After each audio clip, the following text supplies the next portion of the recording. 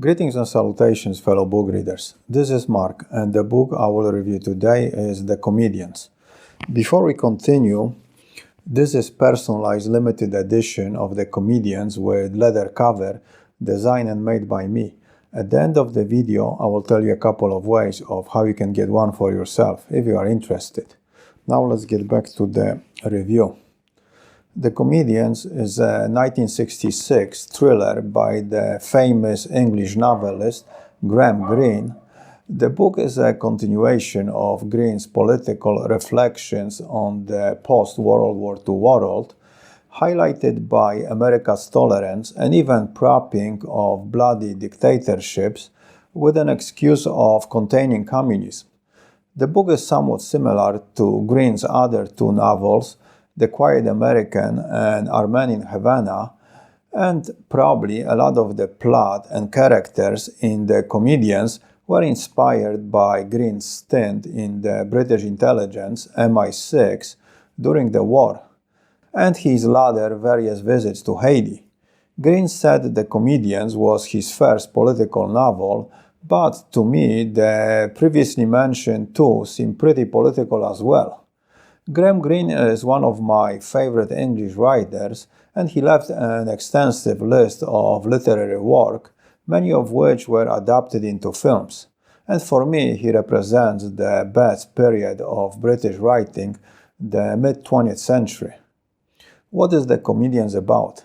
It is about the impact on individuals of the political turmoil caused by the Cold War, specifically in this novel, Haiti under the ruthless and bloody rule of Papa Doc Duvalier, which is a background to and influence on the personal dramas of the main characters, and the consequences for the local and foreign or expat population. The more unstable life is, the less one likes the small details to alter. A bit of the plot. The setting is before mentioned Haiti of the 1960s under the rule of Papa Doc Duvalier, and the main character and narrator is Mr. Brown, a middle-aged expat and owner of a hotel in Haiti's capital, Port-au-Prince. The other two co-protagonists who form the title's comic trio are Mr. Smith, American philanthropist and past presidential candidate, and Major Jones, an Englishman with somewhat questionable past and reasons to be in Haiti. Additional characters are Marta Pineda, the Uruguayan ambassador's wife and Brown's lover, Captain Connoisseur, an officer in Tonton Macoute, Papa Doc's secret police, Dr. Majot, a Haitian communist sympathizer, and a few others. The story begins aboard a Dutch ship heading to Port-au-Prince, where the three comedians meet. Brown is returning home after a 3-month unsuccessful effort of trying to sell his hotel. Mr. Smith has plans of opening a vegetarian restaurant in the capital, and Major Jones seems to be on some official but semi-secretive mission. After disembarking, on the way home, Brown renews his affair with Marta in her car, and upon arrival in his hotel, he finds a body of a government minister floating in his pool. With the help of his Haitian assistant, Joseph, he makes a plan to get rid of the corpse so he's not implicated in the crime, while keeping it out of sight of Mr. Smith and his wife, who are lodging in his hotel. Meanwhile, Major Jones is arrested by Tonton Macoute and thrown in jail because of his association with people no longer in favor. Brown, with Mr. Smith's influence, manages to get Jones out of prison and hides him in his lover's house, which he soon starts to regret and decides to get Jones out of the city. But the venture jeopardizes his own affairs and puts his well-being in Haiti in danger. There is a point of no return, unmarked at the time in most lives.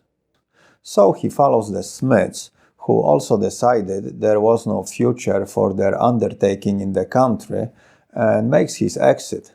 And later, Brown is reunited with his lover, Martha, in a Casablanca-like moment. Like some wines, our love could neither mature nor travel.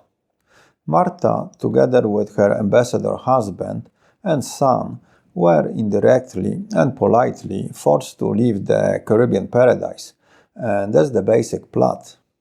What are my thoughts about the comedians? It is a typical Greene novel, which I usually enjoy very much.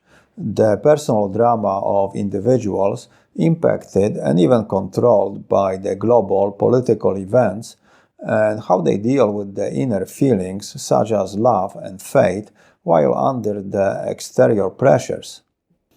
Perhaps the sexual life is the great test.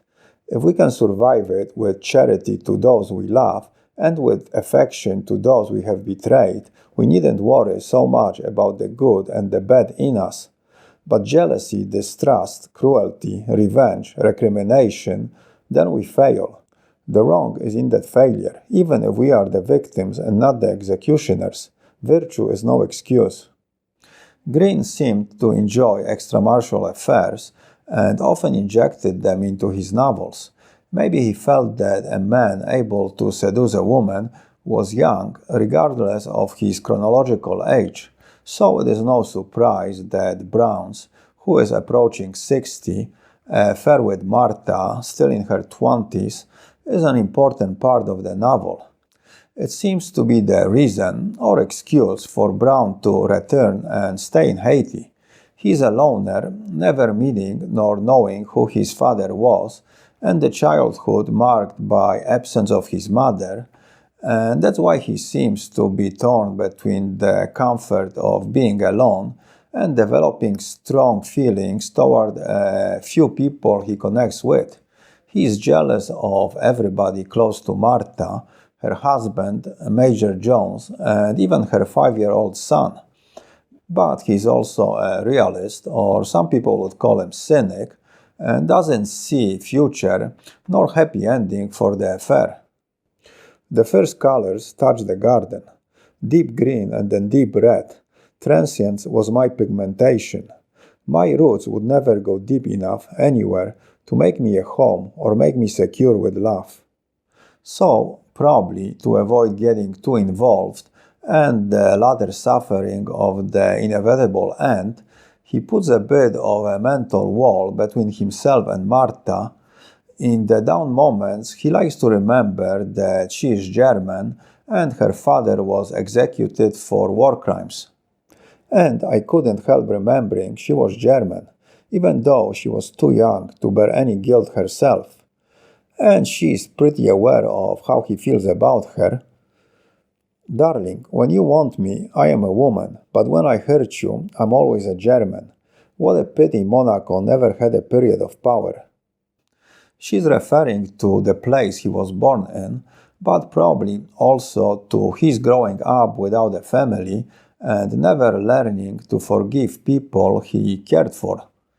Where Brown, because of his detachment and neutrality, being born in Monaco of undefined nationality, might be seen as being somewhere in the middle, human Switzerland, the other two protagonists, with their strong identities and convictions, seem to represent more extreme personalities. You must forgive me, Mr. Smith replied with courtesy, but I don't touch alcohol. I don't touch it myself, Jones said. I drink it.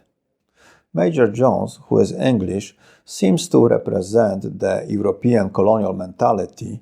He is in Haiti to enrich himself, and that's his endgame. And he has no loyalties nor cares for anybody except himself. And the Tonton Macoud officer, the captain, can see through him. The captain is violent and sadistic and seems to profoundly dislike the whites, but perhaps his sentiments are not so misplaced and are based on reasonable motives.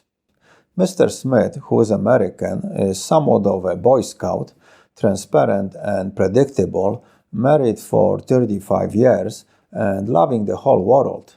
Also naive and idealistic, somewhat reminiscent of Pyle in Greene's earlier novel, The Quiet American.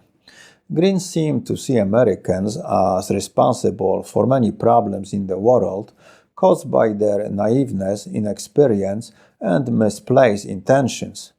In The Quiet American, Greene sums it up pretty good when Fowler says to Pyle, "I never knew a man who had better motives for all the trouble he caused." Mr. Smith is a positive character, but perhaps the insinuation is that through their collective actions, Americans bear responsibility in spite of their good intentions. Further, when things don't go as expected, Mr. Smith simply gives up and leaves. And there are a few examples in the modern history that illustrate the problems this creates: Vietnam, Iraq, Afghanistan, etc. The Smiths drank the Coca-Cola with evident pleasure. "You will need something stronger than that where you going," the pursuer said. "My husband and I have never taken anything stronger," Mrs. Smith replied. "The water is not to be trusted, and you will find no Coca-Cola now that the Americans have moved out." The background of the story is Haiti under the rule of Papa Doc Duvalier. The symbolism of it might be that Haiti was the place where Europeans, during Columbus's first voyage, established the first colony in the Americas. And when Brown returns from New York, he makes love to Martha under the statue of Columbus, perhaps as a symbol of reclaiming what is his or trying to take what is really not his, referring directly to Martha, but metamorphically to Haiti. Also, the whole party Columbus left behind was killed by the natives, so perhaps it is a warning of the place's danger to the whites. Haiti is the only country where slaves, after a long and bloody but successful revolt, established a sovereign country after killing all the Europeans in the colony, and perhaps it is one of a few countries where whites are somewhat looked down on, at least by the upper classes. And further, the extremely violent and bloody birth of the country might be responsible for its continued problems. But jealousy, distrust, cruelty, revenge, recrimination, then we fail. The wrong is in that failure, even if we are the victims and not the executioners. Virtue is no excuse. The history of internal power struggle in Haiti is marked by racial. The history of internal power struggle in Haiti is marked by racial tensions, blacks versus mixed-race mulattoes, and Papa Doc Duvalier was a figure that re-established blacks into the position of power, in a traditional to Haiti bloody and violent manner. Of course, the poor population suffers regardless of their race. Papa Doc created a police force named Tonton Macoutes, who were responsible for the execution of his orders, and they did enthusiastically and violently. And they are the bad guys of the novel. Anyway, the novel's plot was created around the Haiti's political climate and not the other way around. So the symbolism of the place is connected or reflected in the protagonist's actions. The title, The Comedians, for me refers to the three foreigners who seem to think they might have some kind of impact on Haiti, the tragic existence the local population suffers, and this naive assumption makes them comic figures in this tragedy. Also, through Brown, Greene, as usual, brings his own struggle with religion and faith. The church is in the world. It is part of the suffering in the world. And though Christ condemned the disciple who struck off the ear of the high priest's servant, our hearts go out in sympathy to all who are moved to violence by the suffering of others. The church condemns violence, but it condemns indifference more harshly. Violence can be the expression of love, indifference never. One is an imperfection of charity, the other the perfection of egoism. Greene converted from being agnostic to Catholicism in his 20s for a woman, but he seemed doubtful about organized religion throughout his life, and tried to rationalize it to himself. If you have abandoned one faith, do not abandon all faith. There is always an alternative to the faith we lose. Or is it the same faith under another mask? And further, Brown, when referring to his Haitian assistant, says he is a good Catholic and a good Buddhist. Greene was also a communist sympathizer and tried to somewhat reconcile the two into a cordial coexistence, as can be seen in Brown's comments. Catholics and communists have committed great crimes, but at least they have not stood aside like an established society and been indifferent. I would rather have blood on my hands than water like Pilate. And this leads to the question, how much of Greene is in Brown? Greene seemed to anticipate it and maybe even worried about the readers connecting the two, so he begins the book trying to make clear that Brown is not Greene.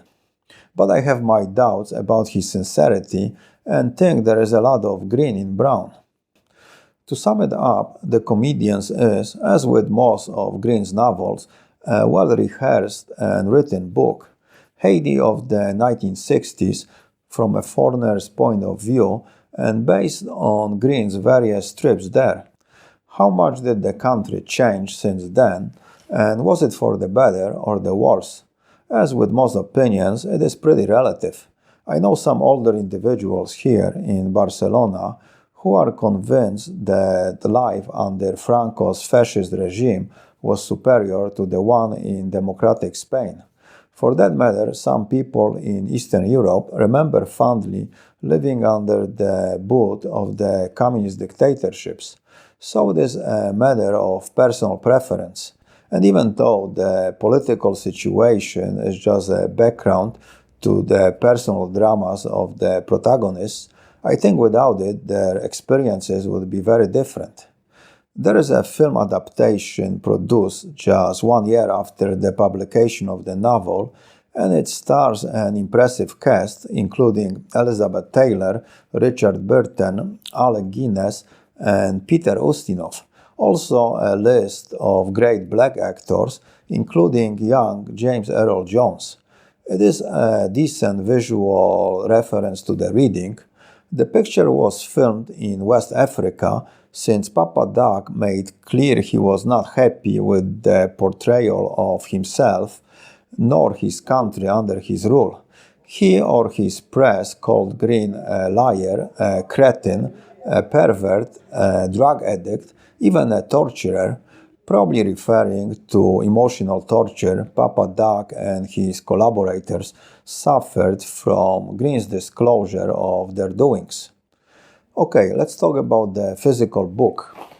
The book I am holding is a paperback which I transform into hardcover leather-bound edition. To make the cover, I use grade A, naturally tan hide I buy from a tannery in North Spain. It is the same leather Louis Vuitton uses to make his bags, so it is top quality. I do all the processing of the leather myself. Excuse me. First, I designed the cover, and what I did here, I found this vintage Haiti travel poster. When Haiti was considered a tourist destination, there is an individual, could be Brown, smoking a cigarette next to a car where he just might have fornicated with Martha upon his return to Haiti. This is the bag with the blurb, and inside front cover I printed a quote from the book. If you want to see a more detailed video where I explain how I transform paperback into leather hardcover, click on the link in the description. I will make a maximum of 100 editions of each title. Each one will be numbered and initialed, and the numbers will go in chronological order from 2 up, since number 1 stays with me. The price will be around $100, so if you would like me to make one for you, you can click below on my email and send me a message. I do not guarantee I will do it, since it will depend on the time I have available, access to the leather, and if I can get my hands on the copy of the book. Now, if you're not willing to spend the $100, but you still want the book, what you can do is click below on the PayPal link and donate $3 or more to my channel. And for every 100 donations, I'll make a lottery and draw one name, and the winner will receive the book. So if you're cheap but feel lucky, this might be the way to do it. Also, your donations give me the extra motivation to make the book reviews, and I appreciate them very much, so thank you in advance. One more thing, when you make your donation, remember to include the title of the book you would like to win. The book itself is beautiful. Visually, it has a very nice texture, it smells great, and the more you handle it, the more beautiful it will become. And it makes a great gift for yourself or somebody who appreciates books. So if you want one, don't snooze or you might lose. Well, that's it, so let's end it here, and until next time, keep your ear close to the ground and read a book. Adios.